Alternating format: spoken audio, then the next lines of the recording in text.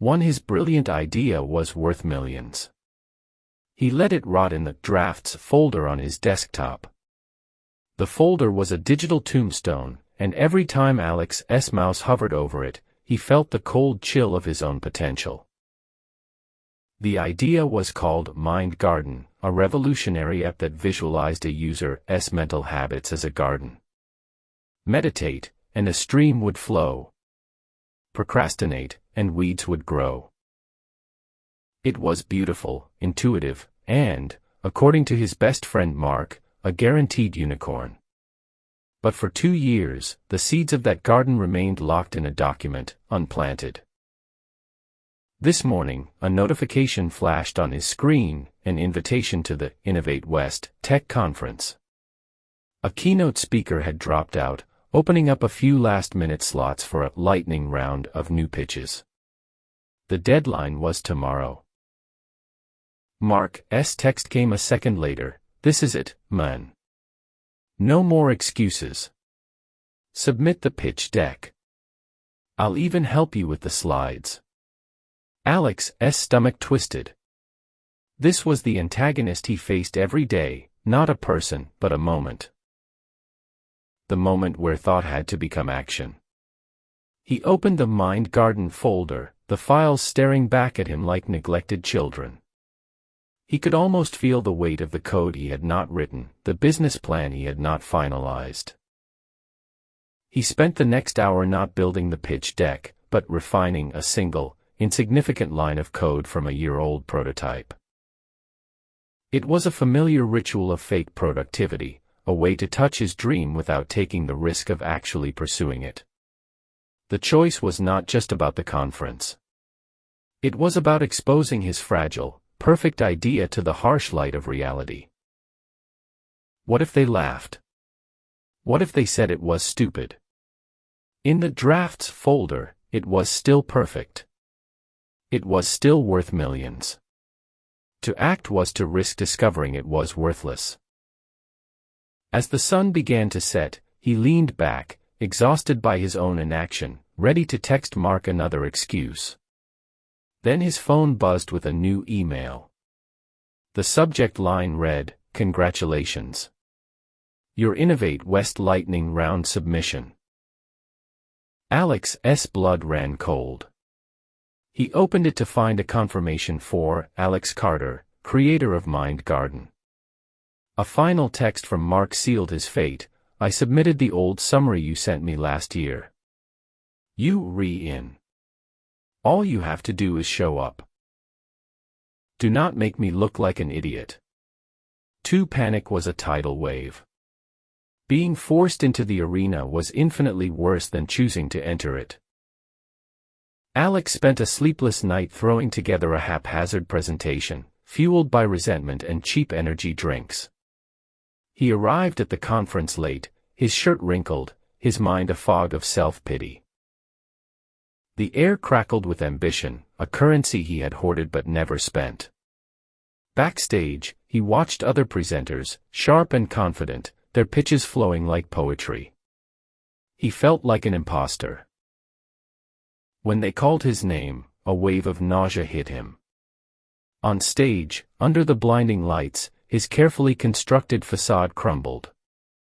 His laptop refused to connect to the projector for a full, agonizing minute. When the first slide finally appeared, a blurry, pixelated logo he de-designed in a fit of late-night inspiration, he heard a few people in the audience chuckle. He started to speak, but his voice was a weak, stammering thing. He raced through the concept of Mind Garden, the words tumbling out in a disorganized mess. He saw the investors in the front row, their faces impassive. One was scrolling through his phone. Another was whispering to his neighbor. When he finished, there was a polite, lukewarm applause. A woman in the front row raised her hand. "What's your user acquisition and monetization strategy?" It was a basic question. He had a dozen answers written down in his business plan, sitting in the drafts folder. But on stage, his mind was a blank slate. He mumbled something about freemium models and organic growth, his voice trailing off. He knew he sounded like a fool. He walked off the stage before anyone could ask another question, his face burning with a shame so intense it felt physical. As he fled towards the exit, he overheard two men in suits talking by the water cooler. That mind garden concept had legs, one said. Shame the kid presenting was a complete train wreck. Someone else should build that. Properly. 3. The humiliation of the conference sent Alex into a spiral. He ignored Mark's calls. He spent weeks in a haze of video games and takeout, the drafts folder on his desktop now feeling radioactive. He had not only failed, he had advertised his brilliant idea to a room full of people far more capable of building it than he was.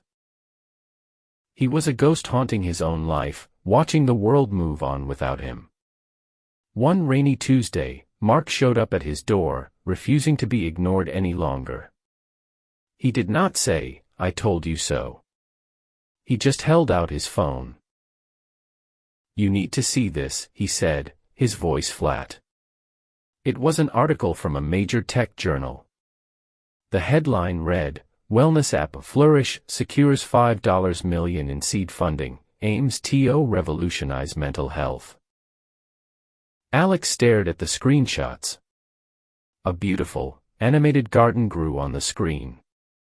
Users were rewarded for positive habits with flowing streams and blooming flowers. It was Mind Garden. Polished, funded, and real. It was his soul, stolen and sold. A surge of white-hot rage burned through his apathy. "They stole it," he whispered, the words trembling. That investor from the conference, he must have taken the idea. For a fleeting moment, he felt a strange sense of relief. He was not a failure. He was a victim. He could fight this. "No, Alex," Mark said, his face etched with guilt. "They did not steal it from the conference." He took a deep breath. "A year ago, before the conference. I was so frustrated you were sitting on this. I showed the original business plan to a former colleague, a guy I trusted, just to get some feedback. He worked at a big firm then." Alex stared at him, uncomprehending. "The feedback?" Mark continued, unable to meet his eyes. It was not mixed. He was blown away. "He told me it was the best idea he'd ever seen." He quit his job 3 months later to found Flourish. The truth landed like a physical blow. The world had not robbed him. He had not been betrayed by a stranger. His own inaction had loaded the gun, and his best friend, in a desperate attempt to help, had pulled the trigger. He was not a victim.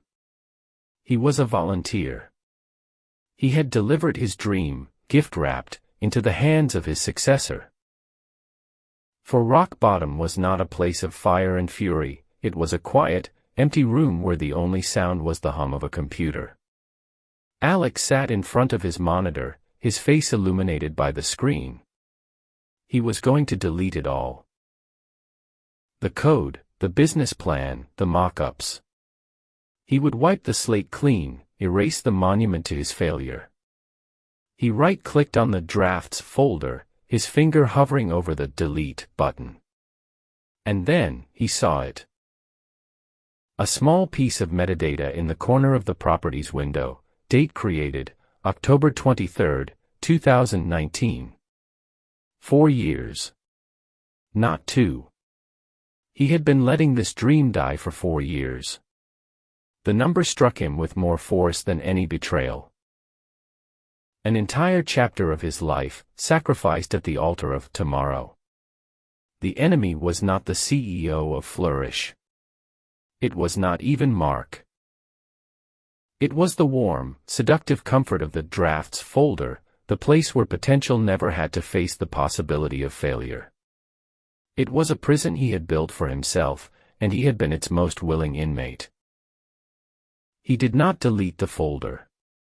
Instead, with a strange, newfound calm, he moved his cursor and created a new document on the desktop. It was blank. He typed a single sentence, a simple browser extension that locks you out of social media after 10 minutes. It was a tiny idea. A stupid idea, maybe. It was not worth millions. It probably was not worth $10. He titled the document Day 1. Then he began to code. He worked for an hour, then 2. The code was messy, inefficient, and ugly. But it worked. At 3 a.m., he uploaded the raw, buggy, deeply imperfect file to a public forum for developers. He wrote a short post, "It's not pretty, and it probably has a dozen bugs, but it's here. My first step." He clicked Submit. He stared at his desktop. The old Mind Garden folder sat there, a ghost of a past life. Next to it was a new folder named Projects, containing one single, tiny file. The millions were gone. The dream was dead. But for the first time in a very long time, nothing was rotting.